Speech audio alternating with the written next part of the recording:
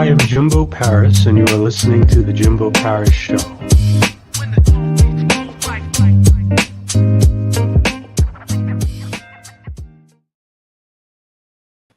All right, how's it going, everyone? Jimbo Paris here.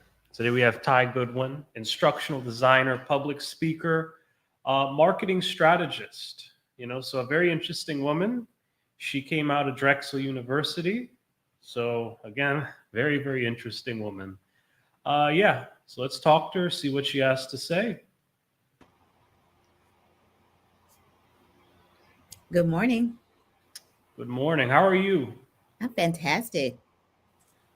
Okay, fantastic. So, can you tell me a bit about yourself?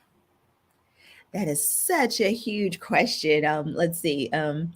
I am a former teacher turned entrepreneur. And in between those two places, I spent some time in the dark side of corporate America.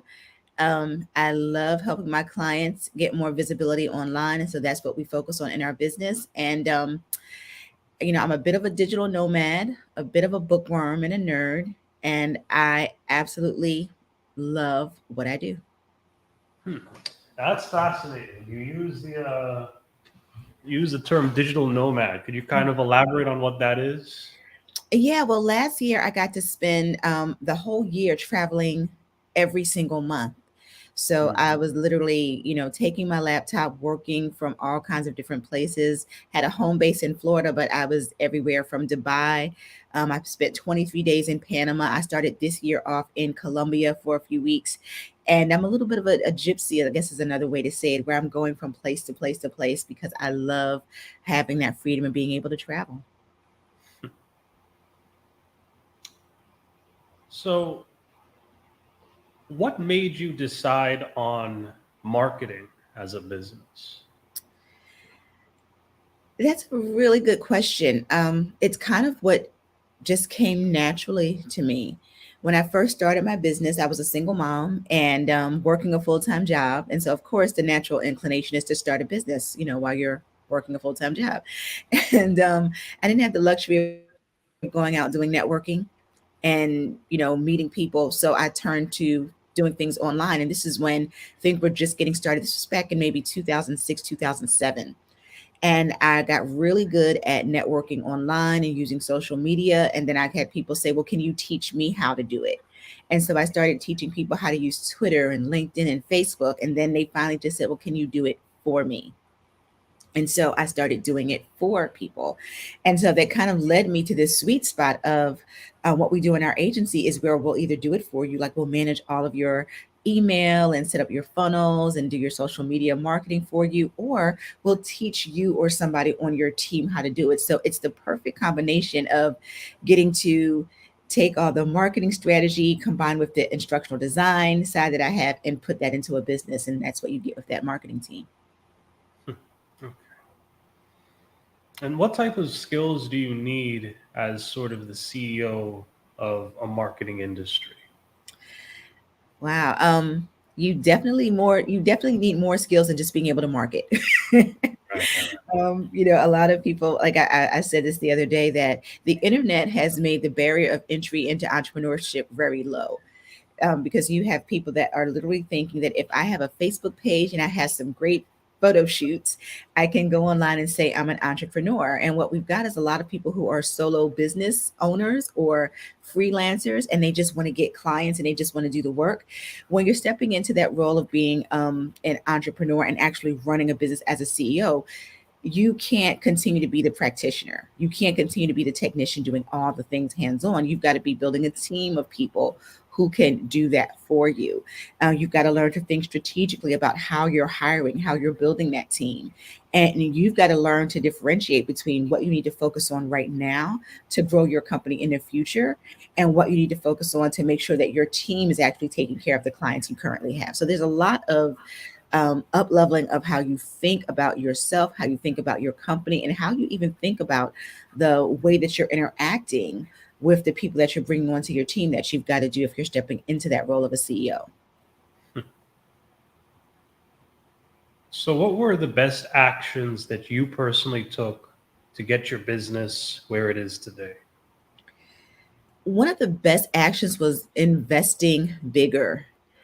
Mm. For a long time, I'd been one of those people, "Well, let me get the $97 course and let me get, we see all those things online, right? The $27, the 97, and there's some merit to that. I mean, we've got lower ticket offers, for folks who are just starting out as well. But it wasn't until I invested in larger programs where I got to see people who were playing at a different level. The conversations were different.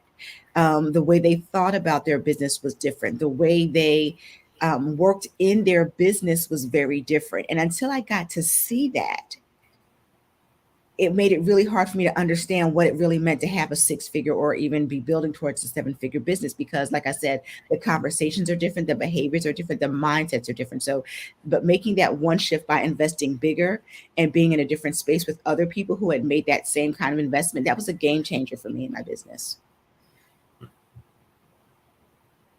So, can you kind of describe a marketing team that you made in the past and sort of the formation of it? Mhm. So, the when you say a marketing team, are you talking about for a corporate environment, or are you talking about for our business internally? For your business internal? Yeah. So on the front end side of it, I've had an appointment setter and somebody who is actually doing sales calls, right? Because we've got to have something when people want to work with us. We've got to have people that are bringing in those leads and following up with those leads and closing those leads. And that's one side of it. On the back end of it, I've got an operations person, I've got a developer, and then I've got people that we outsource things to that are part of our team, but not always, because we don't always have the same projects, right? But we've got people that we can go and reach out to, kind of like white labeling services for when we need them for our clients. And that's allowed us to expand and grow. So our team is made up of many teams that actually get the work done.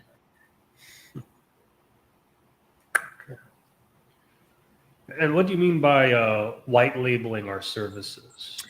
Yeah, there are companies out there that will do the work. Like, for example, we offer marketing strategy, and I do the upfront work by meeting with the client and getting all of the information. And then I actually turn that over to a company who will then build out the slides and do everything else that needs to be done to present that marketing strategy to the client. And so that means that we're white labeling their services. My client never sees the people that are on the back end of our team, right? So they're technically part of my team, but I don't hire all of that company. I'm just using the people in that company that can help and support what we're offering, what we're working on at that time.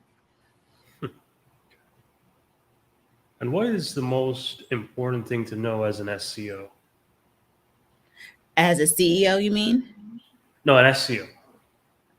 So, like, SEO? you work with search engine optimization as Oh, well? okay. So what's the most important thing to understand about SEO? Yes. That it takes time. A lot of people think that if I just add some keywords to my site, I've done SEO. And no, you've added keywords to your site. SEO is something that takes time, and it's a progress. It's a process. So it's not just that you added pictures and you added alt tags and you added, keywords, long tail keywords, and those kinds of things.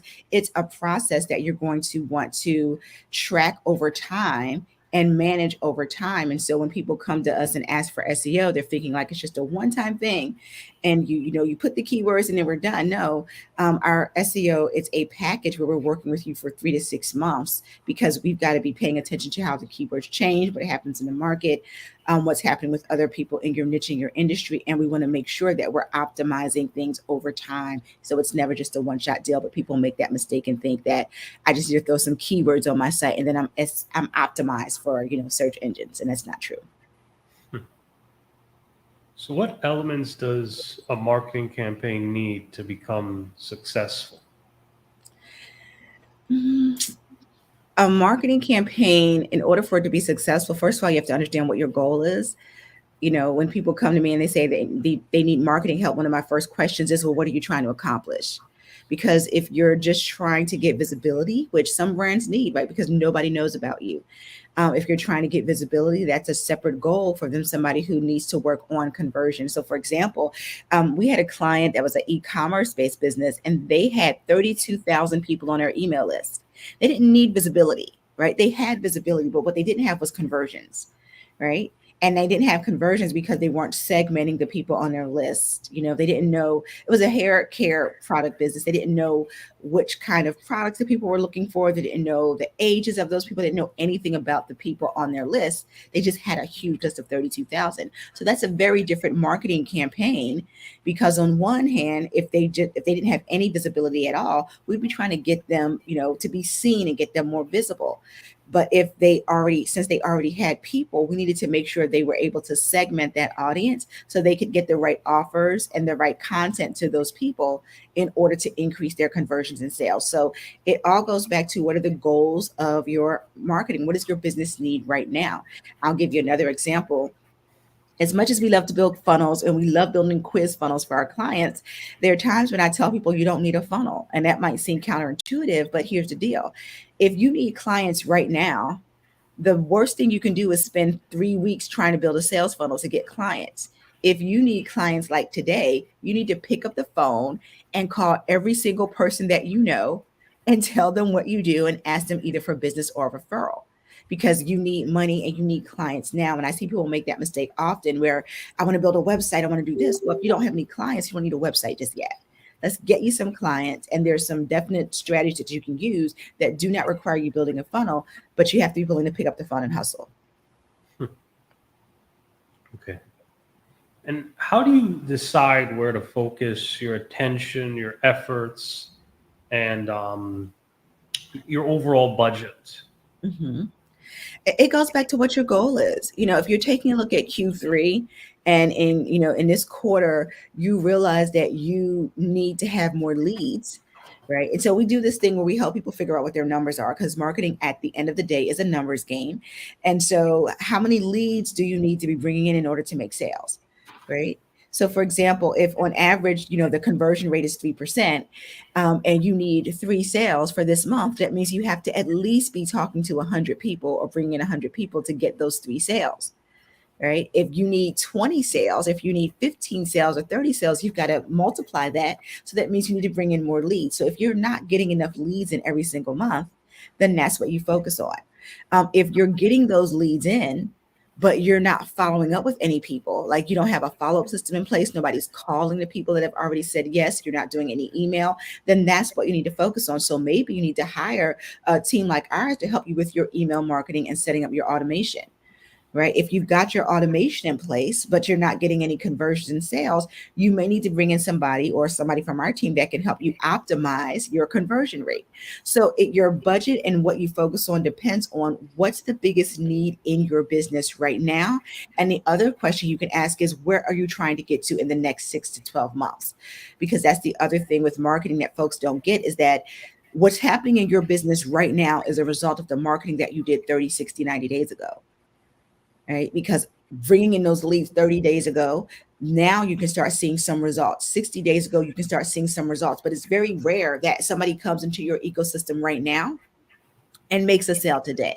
Most people do not buy after the first time they see your content or they see your viral post or they see something that you've done. There's a sales process. There's a sales cycle that people go to. There's different phases of that. And so if you're only counting on somebody to see your post today and then make a sale, you're going to be disappointed. And we see that with a lot of folks, because they magically think that I posted something on Facebook or I posted something on Instagram or I did something on YouTube, and now I'm going to get a sale from it tomorrow. And that can happen for some people. It doesn't happen for most people, because there's a whole sales cycle that people go to before they make a buy decision. All right. Okay. Well said. So okay. So after hearing all that, I'm curious though, how do you measure a company's success through, initially from a people's perspective? Help me clarify this from a people's perspective. Success is going to be, yes. Yeah, so I'm not sure what that question means. With that, what do you mean by what I'm asking is, I think a lot of times your clients may be focused on hitting numbers. Okay. But maybe internally they might want a different type of payoff instead. Mm-hmm. So how do you sort of guide them in a way where they're happy, but they're not shooting for statistical, unrealistic goals or trendy goals. Like, I need to hit this. You get what I'm saying now? Yeah, I mean, I think it's about setting expectations and educating. A lot of people like marketing is our first language, right? This is what we do. But for a lot of my clients, they will come in sometimes with expectations. Okay, well, I want to launch a quiz and I want to be done in 4 days and I want to have this. And, I'm like, well, do you understand what you need to have in the background to make that work? And they're like, no, I don't understand.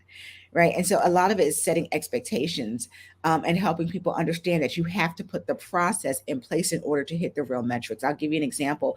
We had a client and we were doing Facebook ads for them to drive people to a webinar that they were doing. And we were getting like 300 people a week to come to register for their webinar. And they were excited about that, because they were like, yes, we're getting all these people to register for my webinar. Yes, success. I'm like, no, because now that these people have registered for your webinar, you need to have a person in place to actually follow up. Because what we know is that just because someone signs up for a webinar doesn't mean they're going to show up, and it doesn't mean they're going to take action. And so what you want to have in place is you want to have somebody you want to have the automated emails and automated warm up to get them to show up for the event. But then you're also going to want to have somebody that's physically calling those people to remind them, to book a call with them, to follow up after the event. And so you could have all those 300 people signing up every week, but if you don't have that follow-up in place, you're not going to get the numbers. And they didn't understand that. And sure enough, when I said you need to hire somebody to call, they actually hired a customer support person. And the customer support person had no idea how to do anything with sales. So there was a misalignment there, because the customer support person is asking these customer service questions instead of taking a sales approach. Right. And they needed that sales approach. They needed somebody that was going to come on and say, we want to make sure you got the replay. When do you want to schedule a call? When are you going to be ready to move forward? Like somebody was going to take that approach and follow up, instead of, oh, I just want to make sure that you saw the video. Like that's a completely different approach. And to them, it was successful because they were getting the webinar leads. To us, I didn't just want them to have leads. I wanted them to get sales.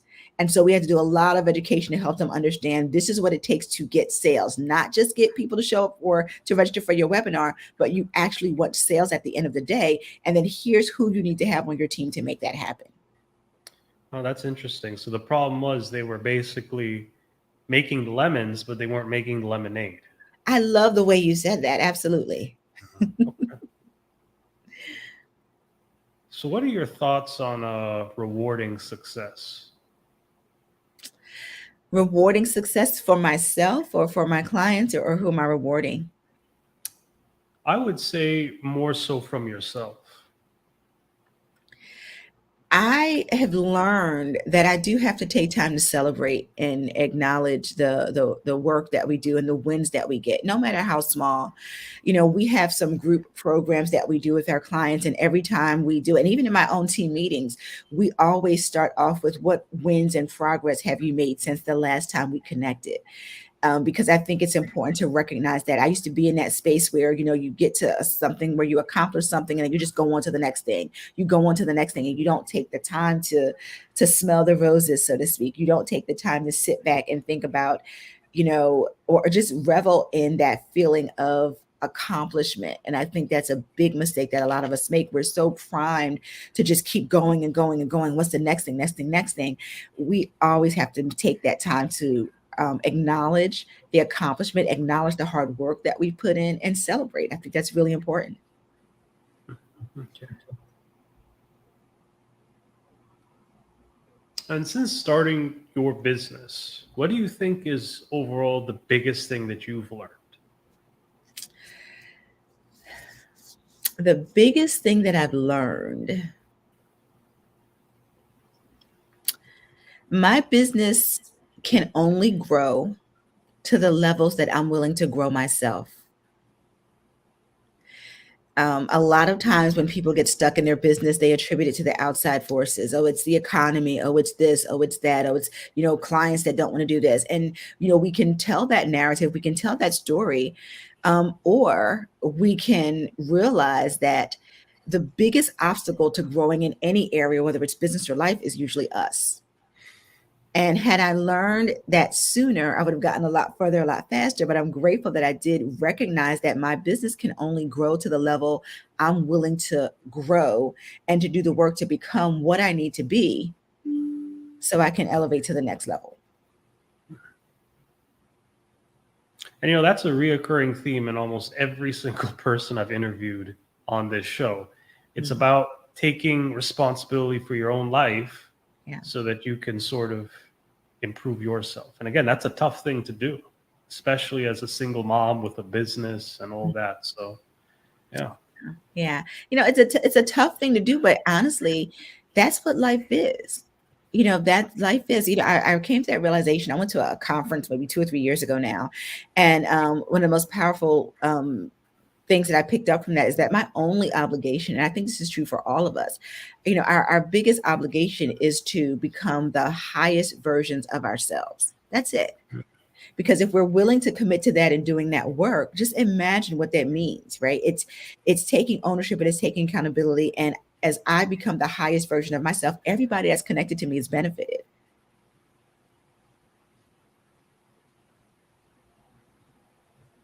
Okay. And I'm curious too, what do you like to do outside of just work? I love books. I am a bookaholic. I mean, I hate going to malls. Like I'm not a shopper. But you take me to a bookstore and you will be like my best friend. Like I love books. I love music. I love the sun, which is why I'm, moved to Florida in the last couple of years because I love being in the sun and I like traveling. Those are things that I do outside. And I guess one of my other things that I really love to do is I love like those puzzles, those 1,000-piece puzzles that drive most people crazy. Like I absolutely love doing those. And it's the introvert in me that just likes that downtime, that quiet time, that time to reflect and that time to let my brain work on something. But I really enjoy that. And can you tell us a little bit more about, your company's core value Mhm. and services? Yeah, well, our core values, um, one of our core values is dignity. It's really, really important for us to treat other people with dignity, to be treated with dignity, and to foster that in how we build our team internally. Another core value is growth. And so for everybody that's on my team, I'm always looking for opportunities for them to grow, opportunities for how do you want to grow next? What other skill do you want to learn? After spending about 20 years in corporate America, that was one of the things I hated the most was that it's very exploitative, right? It's you're going to do this for us, and whether we give you anything is we're just going to give you a paycheck and that's enough. And I don't think that paychecks are enough. I think that paychecks are a part of it, but it's also up to us as leaders in a company to actually grow people. Right. And so that's really important. And so dignity is a core value, growth is a core value. And another core value is communication, right? How do we talk and how do we engage? And that ties into my love of words, right? But how do we communicate? How do we talk to each other? How do we talk about our clients? How do we talk with our clients? We want to make sure that's always at the top of our list. And the final one I would say is integrity. I'm a big believer in I practice what I teach. In the marketing space, there's a lot of companies that will talk a whole bunch of hype, 6 figures in 6 hours, 6 days. There's a lot of that messaging out there, and I absolutely hate that messaging. I hate fluff. I hate people that are putting on airs and they're going to show you a picture of this lush thing that they're doing, but on the back end, they really don't know what they're doing. Or what we see is a lot of people who will promise they can do something, but they've only ever seen it done on YouTube because they've never actually done it themselves. So integrity for us looks like practicing what we teach. Like, for example, one of the services we started offering our clients is to get them booked on podcasts. But we didn't do that until for the last 6 months. My team has been booking me on podcasts like your show, right? But I've been booked on 3 podcasts a month for the last 6 months, and we've got that system down. So now that we've got that system down, now we're able to offer it to our clients. And so that's something that's really important to us is being able to have integrity about what we do, not just because we read about it somewhere, but because we've done it. And that leads to our services. Yes, we book our clients on podcasts. We also do lead generation funnels for our clients. We're known for building quiz funnels. which we absolutely love. And so the quiz funnels, the podcast booking services, and then we do marketing strategy because a lot of our clients, they've got a team of people, but their team doesn't always know what to do because they don't have a strategy in place. They've got tactics, right? So they've got people that are going to post on social media or somebody that's going to do my TikTok or something. They've got that. But when I ask them, well, why are you doing it that way? They have no idea because there's no strategy in place. So we'll come in and we'll help you with the strategy. If you need our team to actually implement it, great. If it's your team, fantastic. But we're always going to start with that strategy first. Now, was that integrity always something that was present in your business, or was that something you needed to learn about and build? Or do you think that was more of a natural aspect of maybe who you were as a person, and that sort of just spread across to the nature of your business? It was a natural aspect of who I am. At one point, this is my second iteration, Jimbo, in business. I was a full-time entrepreneur, and then I went back to a day job. And one of the reasons I went back to a day job was because I felt at the time everybody was out there promising, I can show you how to get to six figures in 6 weeks. And if you weren't making that kind of promise, people weren't coming to you, right? They wanted that fast track. They wanted that microwave effect. And I couldn't honestly do that, right? I couldn't honestly say, okay, if you come to me with nothing, at the end of 6 weeks, I'm going to show you how to get to six figures. And actually, I had been in programs that were like that, right? I've been in these programs where they're making these huge promises, and I'm watching person after person struggle because the tech stuff that they needed to do to get their marketing in order wasn't there. They weren't really clear. They didn't have the confidence. There were so many factors. And because I didn't want to make that claim, I said, I'm not doing it anymore. I don't want to be that person. And that was about integrity. Like, I'm not going to promise you something in order to get your attention only on the back end to not be able to deliver that. And so now, like, one of our promises is that and we do have promises. We have what we call our brand promise, is that we can help our clients generate 300 leads in 30 days. And people say, well, you shouldn't promise that, because I'm like, no, I can, because I've done it not just for myself, but I've done it for clients. And I've got the receipts to prove that. So I'm confident in saying that if we put your system in place and we follow these steps, we can bring you 300 leads in 30 days. And I have no qualms about that, simply because, like I said, we practice what we teach. Excellent. And what other aspects besides the integrity and, again, the assurance that you give to your clients that kind of help you stand out from other marketing agencies, SEO agencies, those types of things? It's the relationships, that we look to build with our clients. A lot of agencies, they base their business on churn, right? They expect people to only stay with them for 3 months and then leave. And so that's why they're constantly trying to pull in more and more people, because they expect that churn rate to happen. I'm looking for people, when we take them on as clients, that we're going to co-create with and we're going to be partners with. I want to be partners in their success. I want to sow into them, and I want to sow into their vision for their business. So we're not looking for clients who are going to leave after 3 months and go on to the next company that's going to make a huge promise, because that's what happens, right? These companies make these huge promises and they can't deliver. And so the clients go into somebody else who's making another huge promise and then they can't deliver. And that's why you see so much churn in the agency space. I'm looking for people who we can take on a project with you long term, and we can co-create. And I think that's something that makes us stand out, because we're not looking to slash and burn. We're really looking to build something with you. We want to sow into the people that come into our space, and we want to co-create rather than just, churn people out at the end of the day. And what's the future of your business? Where's Tai Goodwin going to go in the next few years? Will anything really change with the business? Any new businesses, maybe a new podcast? What's the plan? You're reading my mind, Jimbo. Absolutely. So the goal is to build this to a 7-figure company. Want to build a 7-figure agency. I want to be able to sell that agency.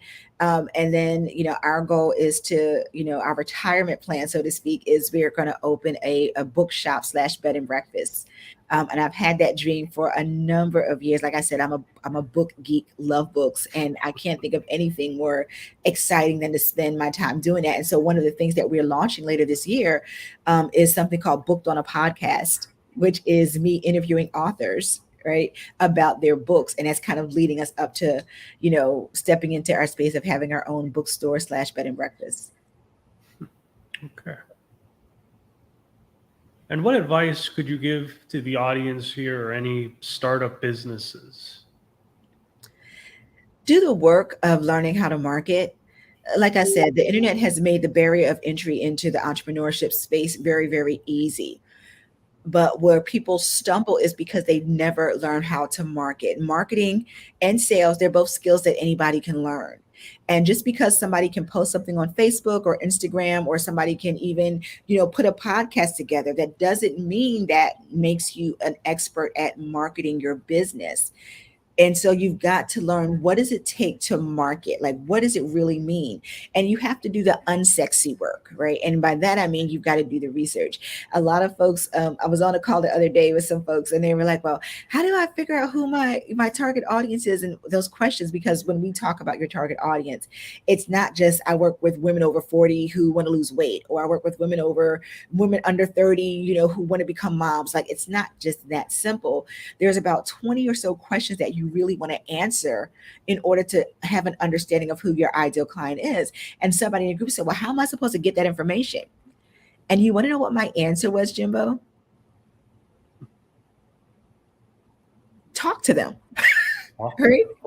It's the simplest thing. If you're not sure about, what your ideal audience is, what their pet peeves are, who they listen to, where they spend their time, talk to them. Actually have a conversation with the people you actually want to become your clients. And a lot of people don't want to do that because they're not comfortable with it. But here's what happens. You work 5 times harder rather than just picking up the phone and having conversations with people and getting the information you need to become better at marketing. Okay. All right. Excellent. Excellent. So this has been an amazing interview. I definitely enjoyed it. Just so I could kind of help everyone out here, how can people reach out to you? Yeah, the fastest way to reach out to me is through social media. You can find me on Facebook, LinkedIn, and Instagram at Tai Goodwin. That's all you need to search. Or if you're on Facebook, we have a group called Marketing for Non-Marketers. So it's specifically toward those folks who marketing is not your first language. Come into the community. We've got a lot of great content there. And we go live in that group and do trainings for people so that they can understand how marketing works. And then they can feel confident with the choices they're making about their own marketing, because they're operating from a place of knowledge and not a place of confusion. All right. All right. Well, again, thank you for being on the show, Tai. This is the Jimbo Paris Show. Thanks again for watching. I'll see you next time. I'm currently working on a passion project that I'm really excited about, but I need your help to bring it to life. We'll be launching soon our very own Jimbo Paris Academy. This is going to be about aspiring creators and creating concepts. Thank you for your support. I'm sharing free bonus content to supporters. So let's make some amazing content together. Our affiliate partner, LifeWork Systems, focused on helping create a better collegial environment, looking at the mental health of business workers, business employees, and overall bringing the business up.